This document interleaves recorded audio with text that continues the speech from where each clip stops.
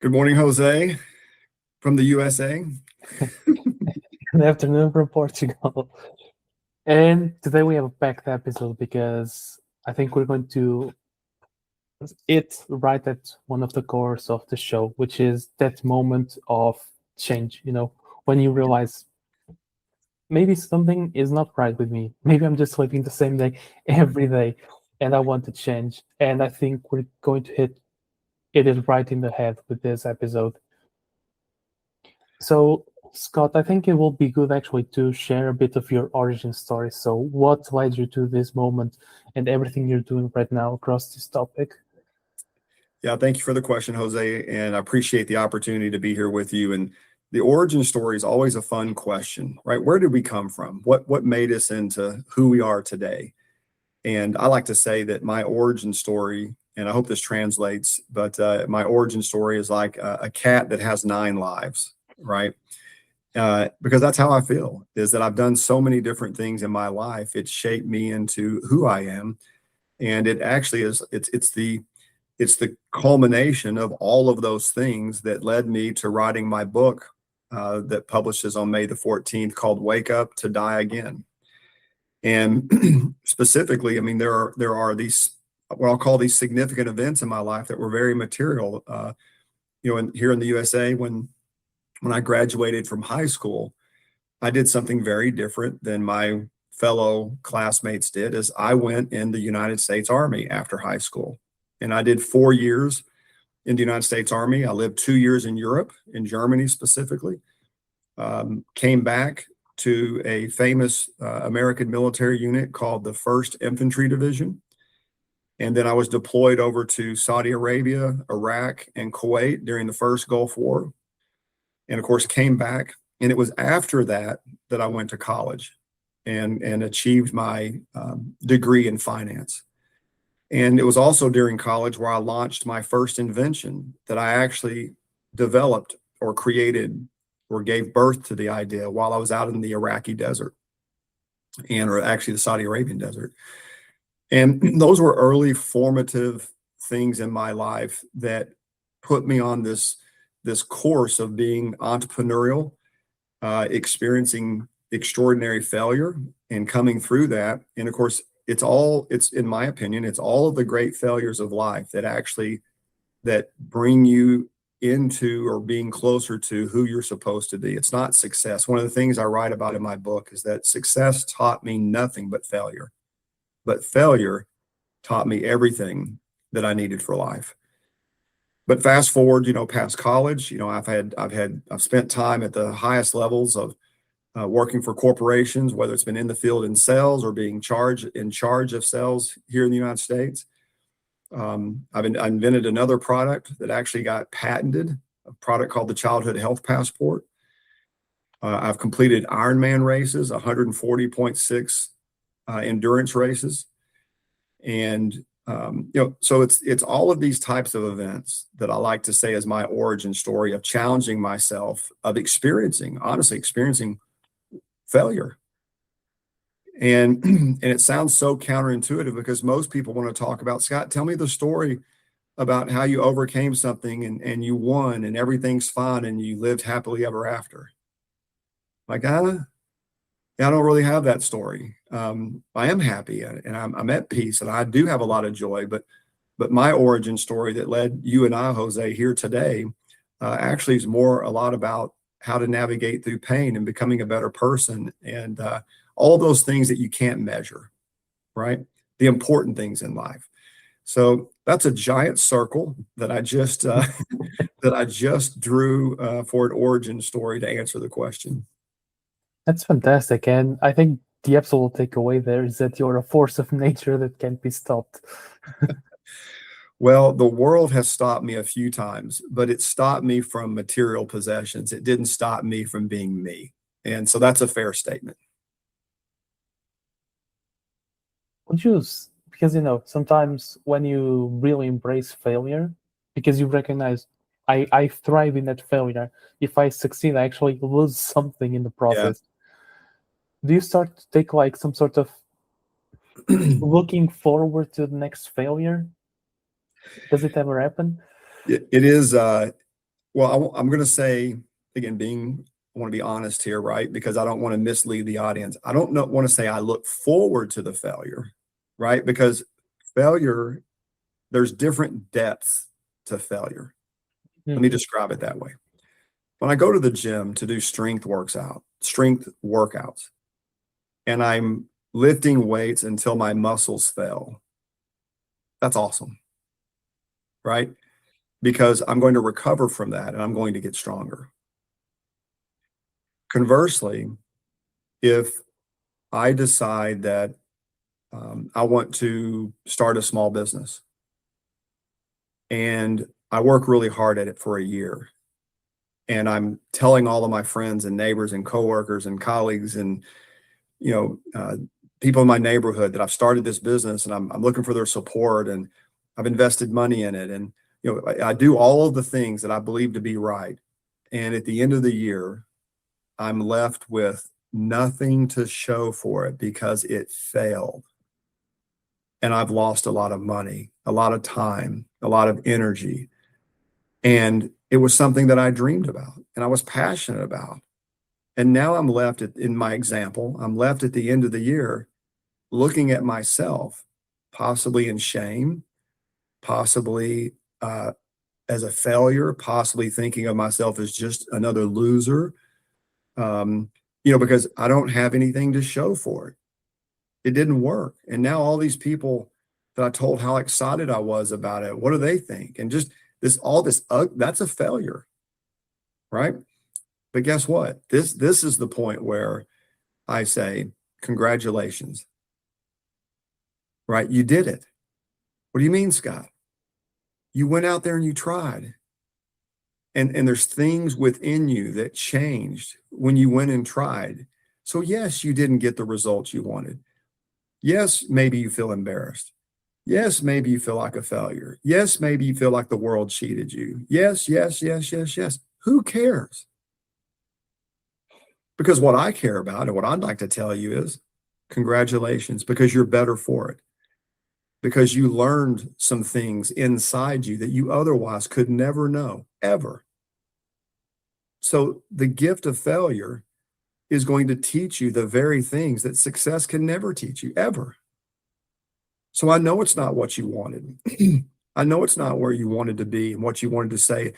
And no, you don't have the poster that you can hold up to everybody and say, I made it, right? No, you don't have that. But what you do have is a better version of yourself that's going to prepare you, and it's going to give you the skills that you need for that next adventure. Okay. So that's how I would describe the spectrum, right, of Mhm. failure. Yes, one of them is a good one, and I do look to that. But the other one, which I have experienced, the one I just described about getting to the end of a business and it not working, I didn't look forward to that. But now when I'm on the other side of it and I look back at that period in my life, I still use the very gifts that I was given from that catastrophic failure. They have served me and my family moving forward. So that's the left side and the right side, if I could describe it that way. And I hope that makes sense, Jose. Oh, for sure. And I think there's something deeply beautiful about it because it's almost like two contrasting perspectives because there's a perspective, the outward perspective, rather, that I told people I have a business, I have all these grand ideas, I have nothing to show for it in the end. People will think I'm a loser, wasted a year of money, energy, what the hell do I do next? On the other side, you have the very important inward perspective of, yep, a year passed by, I have nothing to show on the outside, but I actually learned that, like, I learned about marketing, I learned about sales, I learned about, I don't know, engineering maybe to make the product Yeah. feasible. I grew in this I year. learned about the supply chain. I learned how to speak to customers. I learned how to overcome some adversity. I learned how to negotiate contracts. It's endless, right? And Hopefully, I you do never want to say lose. this. I do want to say one thing. I don't want to interrupt you, but it's really important is that inevitably, in every one of these scenarios, we look at other people and we say, oh my God, what are they going to think when they find out? And now that one takes some time to figure out how to reconcile, right? Because that is critical. That's another level, from my perspective. That is another level of what we have to reconcile. Because I can tell you, I live in a place right now where I can say very transparently, would I like people to like what I'm doing? Sure, but it's no longer a requirement for me. Yes, truthfully, I would love people to read my book and love it. But if they read it and they don't like it, they hate it, that's okay. I don't need your approval.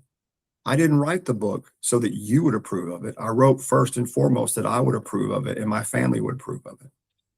And that's a very important lesson, because until we can get over why we even value what other people think.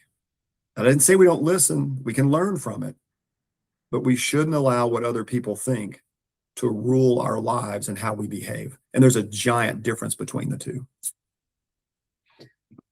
I know we're not explicitly talking about the creative pursuit or creative product, but Rick Rubin as a passage, a thought, if you will, that I think is very much in line with what we're discussing here, which is what people think of your, in this case, the creative product. So in this case, is a producer. So we're talking about the creation of music. And so if you stop to care about what people will think, you're already losing in terms of the final product, because it's going to have uncertainty, anxiety, perhaps. It's not going to be the full vision that you're realizing, precisely because you're stuck in what will people think.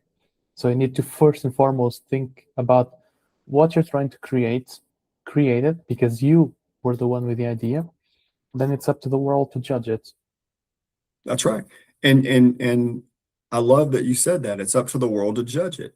And one of the things that I've had to go through in my life is I had to reconcile with myself, how am I going to feel as some people in the world judge in such a way that is not in alignment with what my vision is, right? Because judgment, that word, also goes along with another word, being condemned. You've been judged, right? Nobody likes to be judged. We don't mind judging other people, but we don't want to look at that mirror, right? So I think that I'm going to go back to the phrase that I used earlier, is you have to work on yourself in such a way that you become enough for yourself. And when you are enough for yourself, you don't need the world or other people's judgment. You don't need that anymore. And I think that ties beautifully into a sentence that you have in your website itself. And I was reading through it. You have, it was almost like a catalog of ideas of living and ideas to approach life and change. But there was one particular one that really captured me, which was actually a question. So what are you willing to sacrifice to become who you're meant to be? That's right. That's my favorite question for myself, because it's the most difficult. And I ask it all the time. And, I didn't come to learn that question until about, I guess it was 5 years ago. And so I came to that question during the early phases of training for my very first Ironman. And there was a voice, a soft voice in my head leading up to signing up for my first Ironman. And it started out with, and by the way, this was during COVID, right? And during COVID, I didn't have a bad COVID experience. I mean, I was at home with my wife for a short period of time, and we were taking lunch walks together and having, it wasn't bad. I'm getting to know my neighbors better. And but everything in life was fine. And then all of a sudden I started getting this feeling about, you're not where you're supposed to be. And I was like, what are you talking about? I'm not in my head. What do you mean I'm not where I'm supposed to be? Everything's great. The sky is blue. I had a great walk with my wife at lunch today. No, Scott, you're not where you're supposed to be. And that quickly, that voice quickly, as I began to confront it of what are you talking about, right? That quickly led to another two words, which were, well, Scott, the reason you're not where you're supposed to be is because you have all these broken promises in your life. What are you talking about? Where is this going? Oh, the broken promises about, remember a long time ago when you wanted to do that Ironman? Where are we at? Oh, yeah, yeah. Remember that promise you made to yourself, Scott, that you were going to write a book one day? Where are we at? Yeah, you remember when you told your wife you were going to do this? Have you done that yet?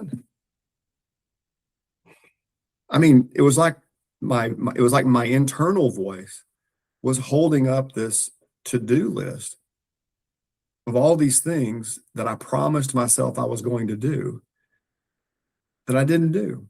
And it was becoming a weight, right? Not physical, a mental weight. It was weighing on me. And again, right, we have a choice. We can ignore that and bury it and run, or we can confront it. And of course, at this point in my life, after all the other things I've done, I'm not one for running from things like this. And I said, okay, we're going to have a confrontation.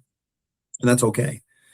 And of all the things that were on the list, the one that inspired me was I was going to finally do my first Ironman race of I don't know what it is. I can't remember what it is in kilometers, but it's a 140.6 miles.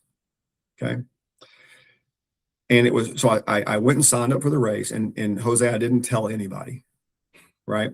And honestly, I didn't tell anybody because I wasn't scared of telling them. I didn't tell them because I was afraid I was going to break my promise to myself. Right. So I had done shorter triathlons before. So it wasn't a surprise to my family that I started training again. That wasn't a surprise. But doing it 6 days a week and some workouts twice a day, they knew something was going on with Dad. Right. And this went on for about a month. But during that month, this was the last and final thought that kept occurring to me. And it has stuck with me very deeply since then. And it's what you brought up, which is the question, okay, Scott, you signed up. Now the question, what are you willing to sacrifice? And I would answer it with all these material things. Well, I'm not going to watch TV. I'll eat better. I won't miss my workouts. Those are the things I'm gonna sacrifice. I'll get up early, but the voice kept saying, yeah, that's not what I'm looking for. You're going to have to do those anyway. So those are actually the easy answers, Scott. That's not what I'm looking for. What are you going to sacrifice? And one day on a run, and I remember exactly, generally, I should say where I was, but it was on a long run. I wasn't playing music. It was just my breathing and running. And I was contemplating the question, if it's not TV and if it's not all that, what is it? And then it hit me. I go, oh my gosh, I know what you're asking. The answer to the question of what are you willing to sacrifice? It's me. I'm willing to sacrifice me. Right? In other words, what is sacrificing me? How does that translate? Well, that translates into when I wake up in the morning at 4 o'clock in the morning and that voice tells me it's okay, you can sleep in, I have to sacrifice myself and say, I'm sorry, I can't listen to you anymore. That's how that translates of sacrificing yourself. When I'm on the run and my back's hurting because the day before I did a long bike and then a run after the bike, and now I've got to run on Sunday morning and it's cold outside and it's cloudy and I'm tired and I just want to sleep, I've got to sacrifice something. And it wasn't TV, it was me. Right? So that's the hardest sacrifice in the world, is sacrificing yourself. Right? But here's the gift, right? Remember, that's the pain. So let's talk about some of the gifts. Every single time I answered the question, because it was I still think about this all the time. All the time. What are you willing to sacrifice, Scott? And I hate freaking answering the question sometimes. because I know when I answer the question, I'm faced with a choice now, right? And but I continue to choose me in life. And so that's how the question was given birth. It was indirectly. I didn't just come up with the question. I was led to it through these earlier questions about you're not where you're supposed to be. You know what I mean? But it led me to that.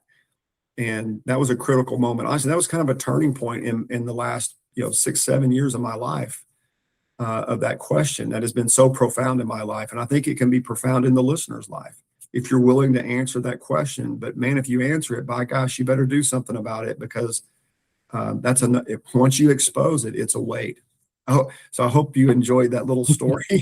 By all means. And I have a follow-up question, which is, would you say that that ultimate sacrifice that we must need to be willing to make to achieve the goals is being able to sacrifice waking up to die again?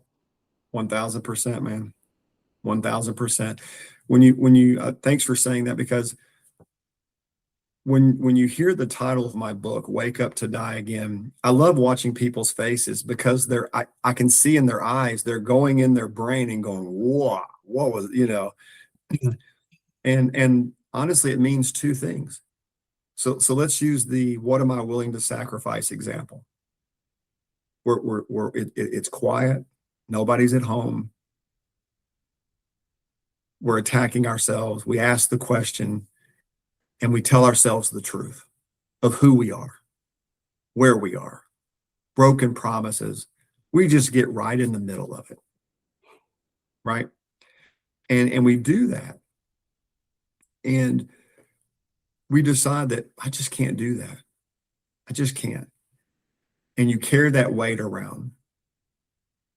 It's not unusual for people like that to wake up every morning just to die again. We know them. You're going to encounter them. They're miserable. They're hateful. They're rude. They're disrespectful. They're angry, because they wake up every day just to die all over again. And I feel sorry for them, because the answer is inside them. They refuse to look. On the other hand, for me, to wake up and die again is beautiful, because what it means to me when I wake up to die again is I'm trying to identify the things that no longer serve me, so that I can move past them, to learn how to get over them, to get better, to improve, right? Whether it's physical fitness or mental strength or being resilient or being disciplined or executing an event. And yes, I fail all the time, but every time I fail, I go, oh, okay, I won't do that again. And then maybe I do it again. Oh, okay. That's where we extend ourselves some grace. Be thankful, you know? And when I wake up in the morning and I hear that voice every once in a while about, Scott, you don't need to train anymore. You're doing great, right? I just shut up. Here we go. So I love that question about there's two sides of that coin of waking up to die again. And one of them is a miserable life, but the other one is a gift. Because it's almost like, I really like how you distinguish between, waking up to die again being a coin with two sides. One side being that I'm choosing to almost kill what doesn't serve me anymore. The other side being you're waking up to die because you're letting your potential die off. Correct. And in your website, there were also two other things I would like to touch base with you in this conversation. And one of them is precisely the negative side of the coin, which in your words is you are not where you're supposed to be. So how can a person even realize they are where they're not supposed to be? Because it's easy to get lost in that daily repetition of, it's just life, man, just going through the motions.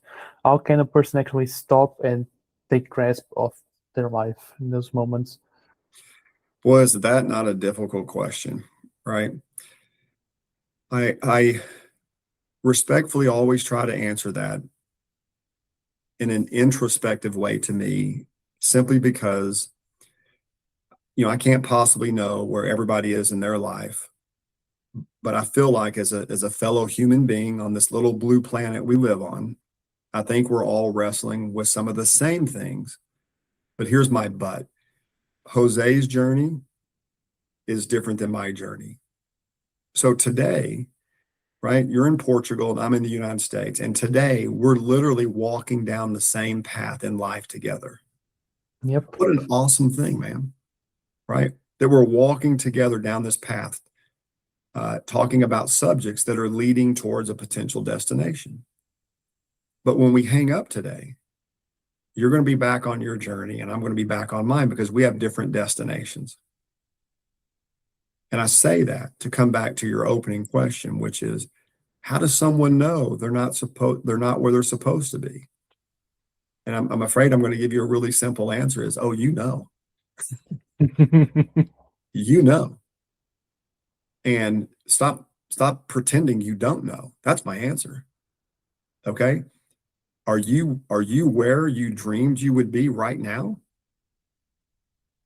No, none of us are. Because it's an infinite game. There is no destination. Right? So you listener, no, you're not where you're supposed to be. Now, by the way, you may be in a good place. You may be achieving some of your goals. That's wonderful. But guess what? Yesterday's gone. Now we're in today. What's next? So I'm going to get a little bit more specific here is that, and again, I'm going to talk about two audiences. Let's do the easy audience first. Those that are listening, that are waking up every day and to varying degrees, some are doing it better than others, but to varying degrees are doing the hard things to improve their life. You're winning, you're losing, you're doing the hard things to improve your life. Okay. I'm not going to talk so much to you because it sounds like you're, in that description, thumbs up, keep fighting the good fight. But I want to turn to the other audience. And this is the bigger audience. This is most people. Okay. You do wake up and go through the motions. You brush your teeth the same way every day. You get up about the same time. You drink the same cup of coffee. You drive the same way to work. You're comfortably numb, right? You're not where you're supposed to be. You're not engaging in those God-given gifts that you have, right? You're ignoring them. And you know it. And so to me, the real question is not answering, do you know it or not? The real question is, what are you going to do about it? Do you want to change? What is it you're willing to sacrifice? Is it anything? Right? And by the way, you don't have to start out with you don't have to do an Ironman. You don't have to start out with, I'm going to go climb the highest mountain in Portugal. You don't have to do that. What I really recommend is that you work on restoring what you know you've done to yourself, all those broken promises, right? I would recommend you start by looking back at all those broken promises and figure out one of them that is still important to you where you are right now. And you start working on that incrementally, right? One lily pad at a time, one step at a time. Do the basics because you're going to have to go through a period of time where you learn to trust yourself again. Because if you don't trust yourself, you're going to have you're going to have some more broken promises. So that is not I hope that's as direct of an answer as I can give you about how do people know, they're not where they're supposed to be. They know. The question is what are they going to do about it? And I think that piece of regaining your own trust is the most fundamental, baseline. It is the baseline. What's next if you don't trust yourself? You just nailed it. I mean, if you don't trust yourself, you're just wasting time. You're going to quit. Matter of fact, you're not even going to start because you're going to say it's impossible. And I hate that word impossible. I do. And I actually I'm also a columnist in a newspaper here in the United States, and my stories get published every Sunday in the newspaper. Fantastic. And I wrote a story about this because it's so simple. But in the English language, right? If you take the word impossible and you just take that very first two letters, I am, and you put what we call an apostrophe in between the I and the M. If you just do that, it literally changes the entire word to I'm possible, right? That's what I'm talking about. It doesn't say I'm guaranteed. No, it just says possible. And that's a gift you give yourself, not the freaking world. That's the gift you give yourself. I'm possible. Yes, you are possible, but it's going to hurt along the way. So keep being possible for yourself. Don't wait. You don't need other people's permission that you're possible. You exist as possible. I love how it comes into I am possible rather than, like you're saying, I am guaranteed. Because, for example, it takes away any potential of entitlement. Like, it's not guaranteed. It's not going to happen. Maybe it will happen. And that's enough. That should be enough, right? Maybe should be the fire that wakes us up every day. I have a picture on my cell phone. It's the face of a lion, a male lion. He has a scar on his face.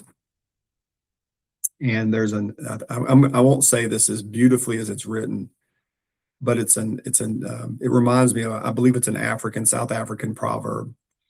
And it basically goes like this. Every morning, a lion wakes up and he knows that he has to run faster than the slowest gazelle or he'll starve to death. Okay? Or the fastest gazelle, I'm sorry, or he'll starve to death. And every morning a gazelle wakes up and it knows it has to run faster than the fastest lion or it's going to die. Right? So the moral of the story, in my opinion, is that when you wake up every morning, you better be running, right? And again, the actual proverb is much more beautiful than I remember it, but I understand the intent. And every time I look at my screen, it reminds me you better be moving forward because somebody else is hunting you out there, Even if not just a passage of time. That's right. Yeah, well said, Jose. And I think, you touched on something that is quite crucial, but not always discussed in these topics of development and achieving more, which was the topic of connection. Because you mentioned right now we're in the same room and our paths are intertwining. And I think I'd like to hear your thoughts about that connection, especially, with a romantic lifelong partner, because it's all well and good to improve ourselves and become the best version of ourselves. But what does it bring to the table to have a partner alongside you? Yeah. So, in the opening of my book, I dedicate it to my family, right?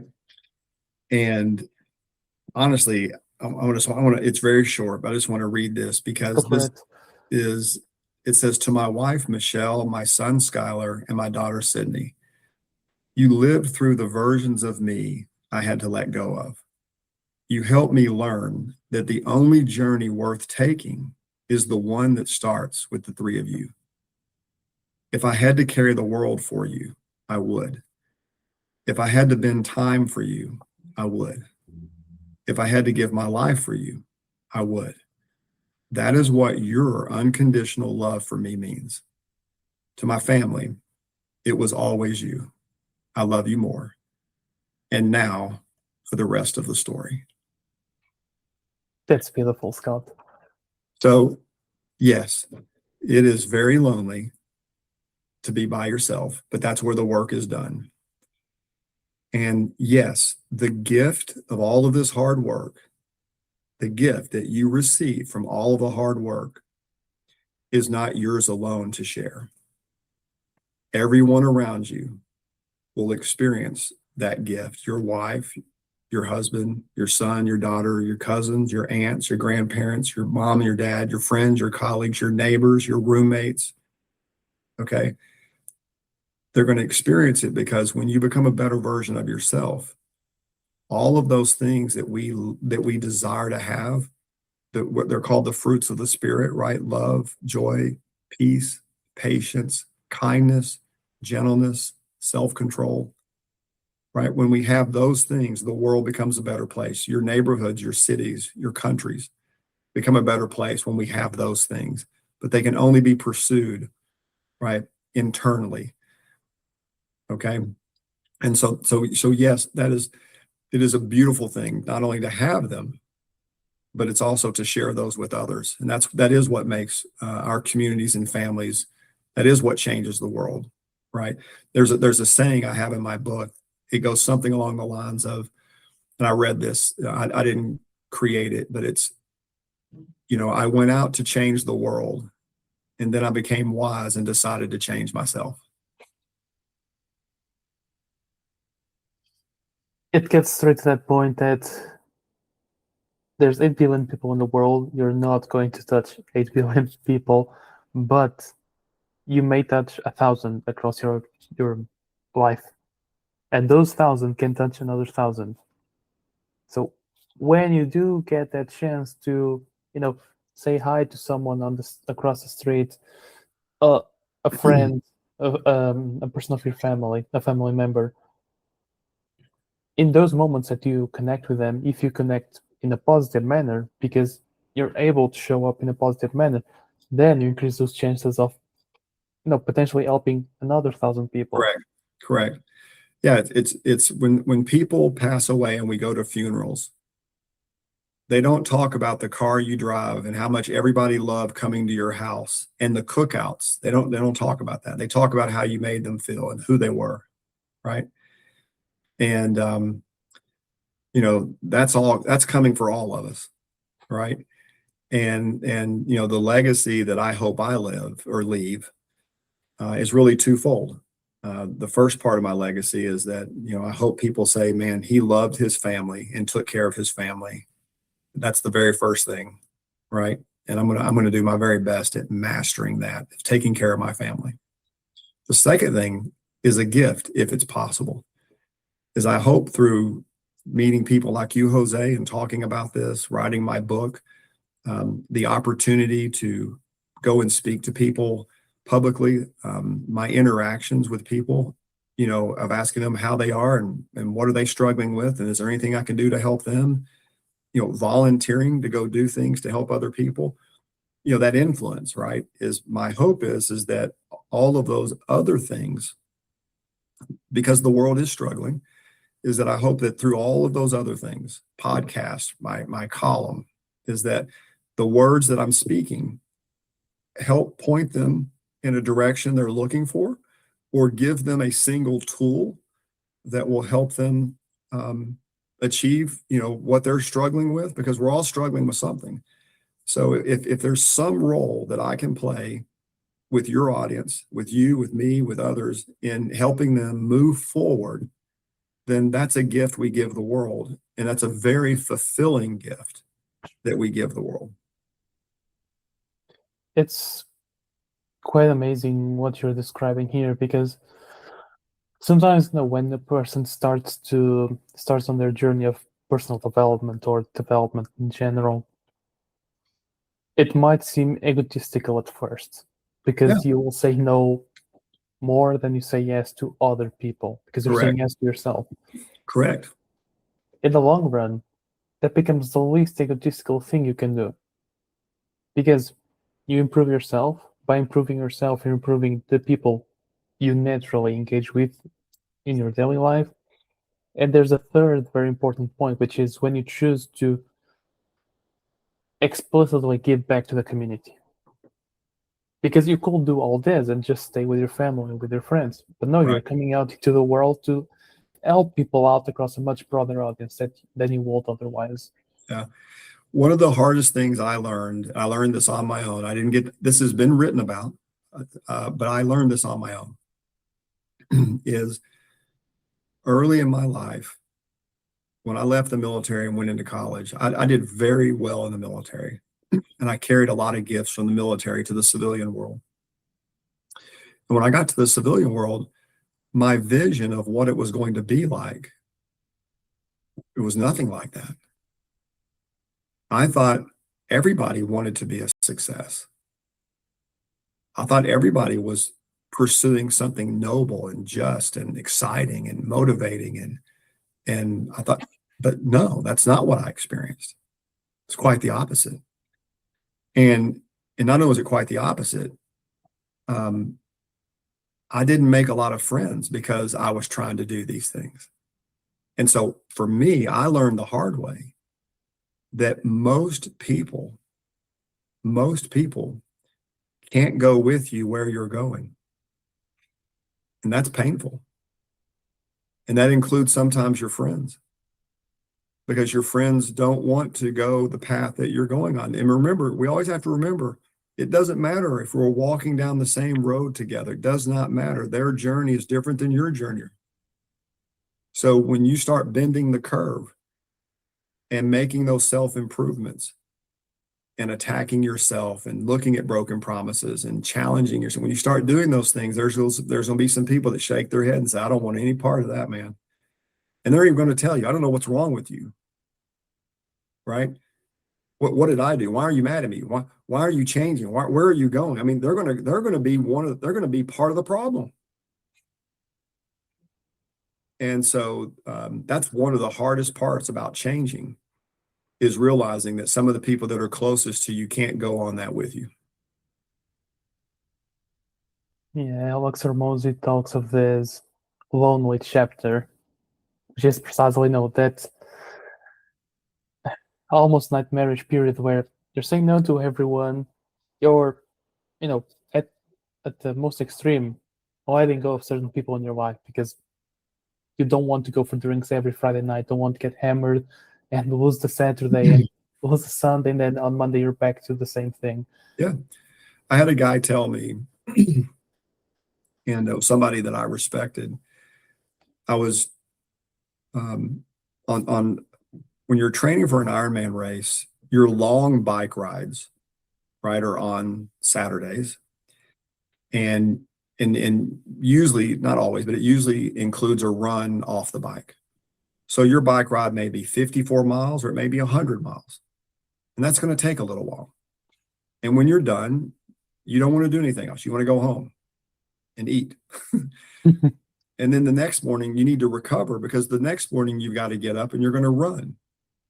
Right. And that run may be, 9 miles, 16 miles, 19 miles, whatever. It just depends on where you are. And there may be an afternoon recovery swim on that day. And I'm telling you that because this person had been asking me all the time, hey, when are we going to go play golf together? When are we going to play golf together? I kept saying, man, I'm training for a race. I can't play golf right now. This went on for a long time. And then one day he says to me, why don't you just go play golf with me, today, and then you can do this in the afternoon. I said, no, it doesn't work that way. And then he says, you know what, Scott? He said, Ironman is a selfish sport.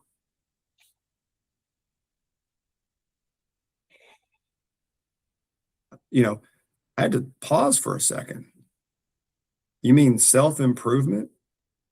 Me trying to become a better person and do something that not too many people in the world have ever done is a selfish sport? I think you need to look in the mirror, brother.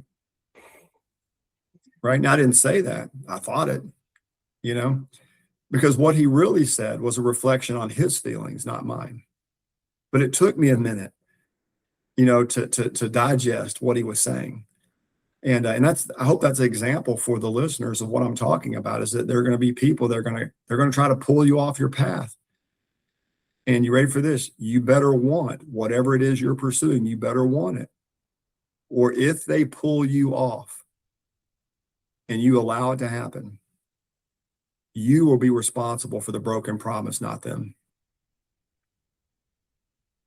I love how tough love this conversation is being, because it's not like you're being confrontational, because sometimes that might happen in tough love, but you're literally just describing, look, if you're going on this journey, here's a list of all the obstacles you're going to face. Yeah. And they're going to come to you differently than mine did. You know what I mean? Because my journey had my own obstacles. And by the way, some of the obstacles are the very obstacles. They're there because they're the things that you need to fix inside you. That's why they're there. right? And, you get to this place, you get far enough into your journey, you'll get to the middle. This is another chapter in my book. I call it the fiery middle. And it's the middle because you're too far away from where you started to turn around, but you're too far away from where you want to be to see it. You're in the middle. That's where all the mental questions come. Is this really worth it? Am I just wasting my time? Do I have this? How much further is it? All of that garbage, that the fiery middle. But the fiery middle has a very specific purpose as far as I'm concerned. And the purpose is in the middle, when you're too far to turn around and too far to see the end. That's where we've got to burn away all the things that cannot be carried forward to reach where you're going. Okay. And they're different for all of us. Right. And so the middle is an ugly, dangerous, lonely place. But that's the space, in my opinion, where some of the greatest growth comes from. Not when you finally get there. It's in the middle when you're by yourself. That's where some of the great. So recognize that. I dedicated an entire chapter to this because that's where, honestly, I feel like most people fail is not as they get close to the end. They can see the end. And it's not in the beginning. Most people fail when they arrive in the middle because that's where the real danger is. Almost sounds like the destination is just a natural consequence of everything, all that effort you put in on a daily basis and continual basis. Yeah, people ask me all the time, and I would ask myself, using the Ironman example, what are you going to feel like after you cross the finish line? What do you think? Are you going to cry? Are you going to yell and scream? Or, and I thought about, I just had endless thoughts of what is it going to be like? And it turned out it was none of them. When I crossed the finish line of the Ironman, and of course, I knew there's a time limit you have to complete the race, right? And there was a point in the race where my knee started hurting so bad I couldn't run anymore. And even a short distance, I couldn't even run, 10 or 15 steps. It hurt so bad. And I started doing the math of here's the pace I'm walking. This is how many more miles I have. And I multiply that and I'm going to make it. So there was a point where I knew even if I walked, I was going to make it. And this feeling started basically like filling me up. It was like just absolute joy and thankfulness and gratitude.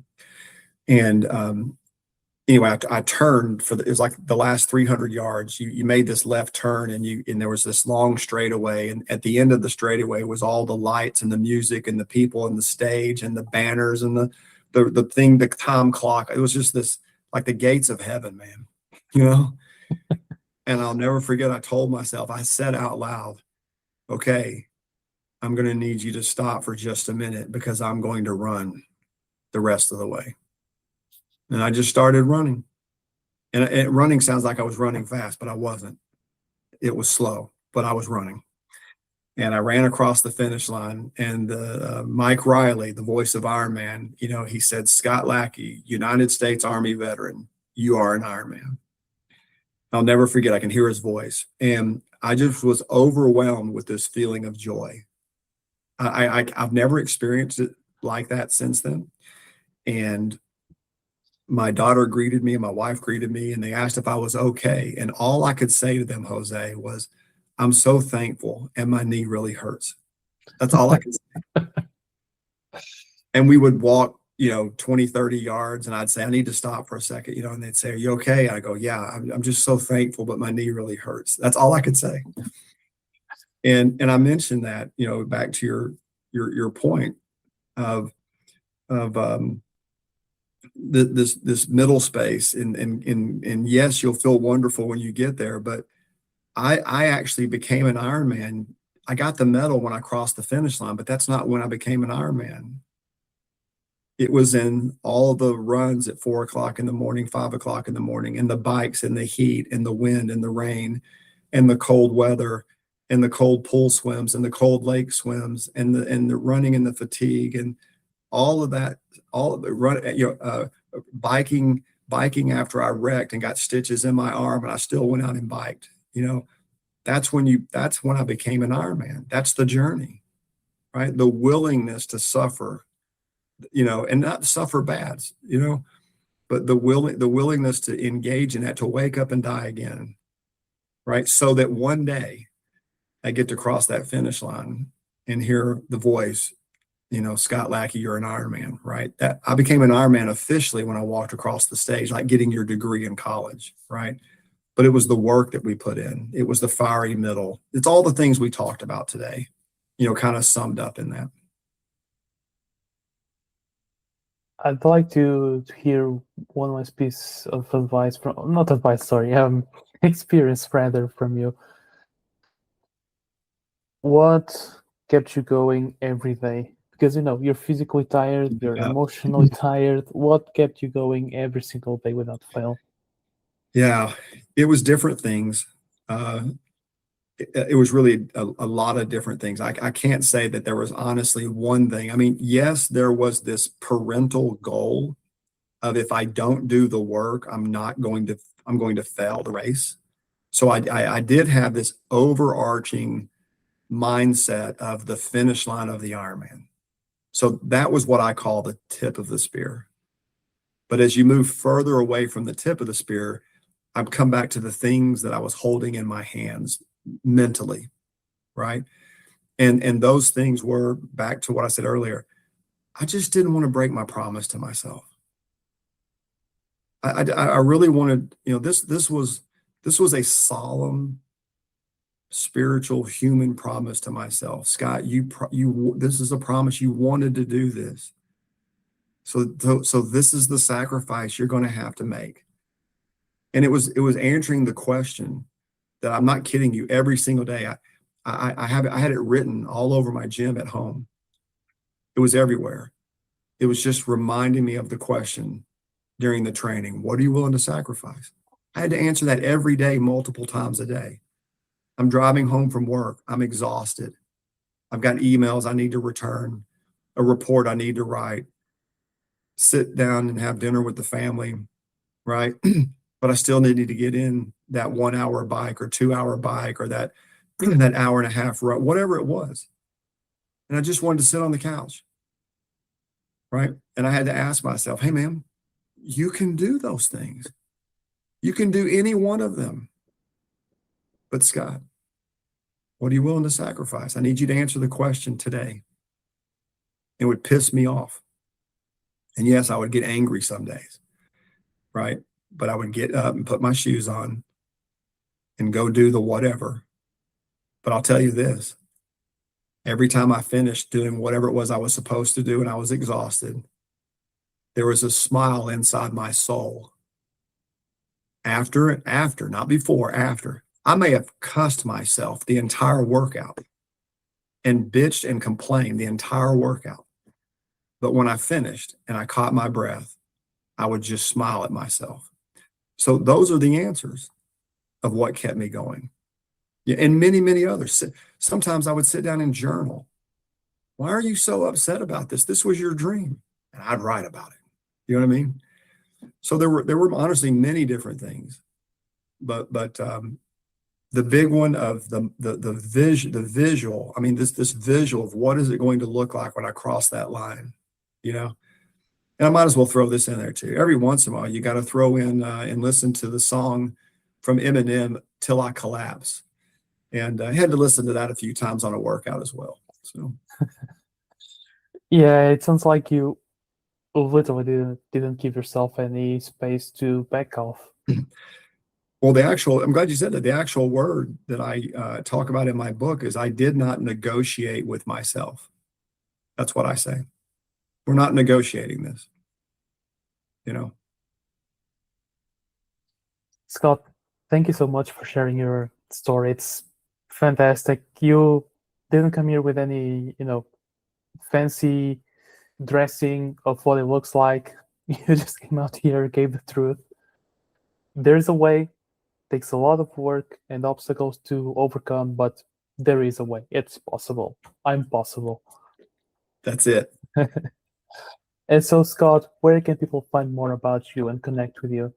Yeah, thank you, Jose. So the book launches Wake Up to Die Again on May the 4th. And I really hope your listeners will pick up a copy either on my website or on Amazon. And, it's interesting. I've done some podcasts already in the UK and New Zealand, and I can see the website traffic picking up, the excitement of people, ready to get a copy of the book. But it's Wake Up to Die Again. And my website is my name, scottlackie.com. And we're going to make sure, Jose, that a copy makes its way to you in Portugal. And because we that's a country I've been to Spain, I've been to France and Germany and all these other, Austria, Switzerland. I've never been to Portugal. And that is on my bucket list to come visit. So maybe we can, maybe our paths will cross in Portugal, Jose. Yes, sir. Looking forward to it. So but I hope they'll go scottlackie.com and Wake Up to Die Again, my friend. All the links will be in the description. So for you listening or watching, by all means, go to them, check out Scott's work, and check out the book coming on the May 14th.